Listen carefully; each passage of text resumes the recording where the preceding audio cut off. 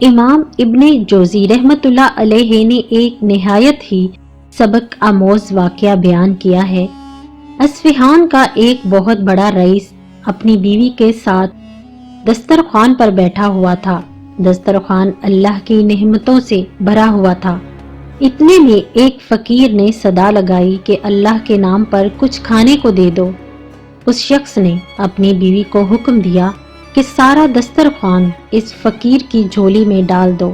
عورت نے حکم کی تعمیل کی۔ جس وقت اس نے اس فقیر کا چہرہ دیکھا تو وہ داڑے مار کر رونے لگی۔ اس کے شوہر نے اس سے پوچھا، جی بیگم آپ کو کیا ہوا؟ اس نے بتلایا کہ یہ جو شخص فقیر بن کر ہمارے گھر پر دستک دے رہا تھا وہ چند سال پہلے اس دنیا کا سب سے بڑا مالدار اور ہماری اس کوٹھی کا مالک اور میرا سابق شوہر تھا۔ چند سال پہلے کی بات ہے کہ ہم دونوں دسترخوان پر ایسے ہی کھانا کھا رہے تھے جیسا کہ آج کھا رہے تھے۔ اتنے میں ایک فقیر نے صدا لگائی کہ میں 2 دن سے بھوکا ہوں، اللہ کے نام پر کھانا دے دو۔ یہ شخص دسترخوان سے اٹھا اور اس فقیر کی اس قدر پٹائی کی کہ اسے لہو لہان کر دیا۔ نہ جانے اس فقیر نے کیا بد دعا دی کہ اس کے حالات دیگر کو ہو گئے۔ کاروبار ٹھپ ہو گیا اور وہ شخص فقیر اور کیلاش ہو گیا۔